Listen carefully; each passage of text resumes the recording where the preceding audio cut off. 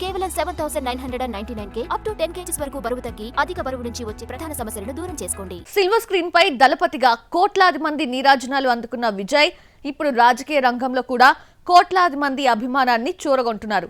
తన స్పీచ్లలో కేవలం సినిమా డైలాగులకే పరిమితం కాకుండా ఒక పక్కా పొలిటికల్ స్ట్రాటజీతో ప్రజల ముందుకు వస్తున్నారు.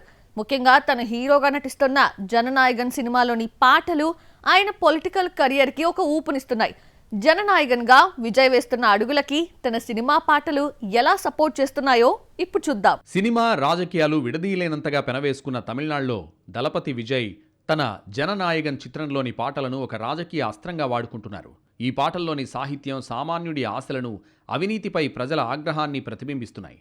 ముఖ్యంగా యూత్కి ఇన్స్పిరేషన్ ఇచ్చేలా ఉన్న ఈ సాంగ్స్ దళపతి పొలిటికల్ కెరీర్కు భారీ బూస్ట్నిస్తున్నాయి. క్షేత్రస్థాయిలో పార్టీ క్యాడర్ను ఉరకలెత్తిస్తోంది. విక్రవాండిలో జరిగిన మొట్టమొదటి బహిరంగ సభ విజయ్కి పొలిటికల్గా చాలా ముఖ్యమైంది. లక్షలాదిగా తరలివచ్చిన అభిమానుల సాక్షిగా విజయ్ తన పార్టీ సిద్ధాంతాలు, ప్రజలకు ఏం చేస్తాము, తమ ఐడియాలజీని స్పష్టంగా ప్రజల ముందు ప్రకటించారు.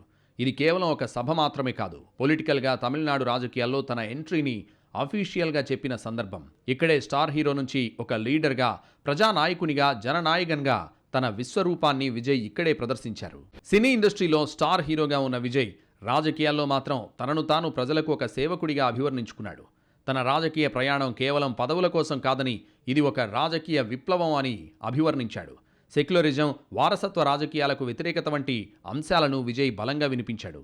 గ్రామీణ స్థాయి నుండి పార్టీని, నాయకులను తయారు చేయడం ద్వారా 2026లో తమిళనాడు అసెంబ్లీ ఎన్నికల్లో పోటీ చేయాలని ఆ దిశగా అడుగులు వేస్తున్నాడు విజయ్. ఒక పొలిటికల్ లీడర్గా విజయ్ తీసుకునే ప్రతి నిర్ణయం, మాట్లాడే ప్రతి మాట ప్రజలకు మరింత చేరువయ్యేలా జననాయగన్ మూవీ పాటలను డిజైన్ చేయించుకుంటున్నాడు. దళపతి నుంచి జననాయగన్ వరకు విజయ్ ప్రయాణం ఒక సంచలనం. తన సినిమాల్లోని పాటల ద్వారా పలికిస్తున్న స్వరాలు, సభల ద్వారా కురిపిస్తున్న మాటలు తమిళ రాజకీయాల్లో సరికొత్త చర్చకు దారితీస్తున్నాయి. వెండితెరపై కోట్లాది మందిని మెప్పించిన విజయ్ ఇప్పుడు పొలిటికల్ లీడర్గా ప్రజల గుండెల్లో చోటు సంపాదించడానికి సిద్ధమయ్యాడు. 2026లో పొలిటికల్గా ఏమాత్రం సక్సెస్ అయినా జననాయగనే విజయ్ చివరి సినిమా అయినా ఆశ్చర్యం లేదు.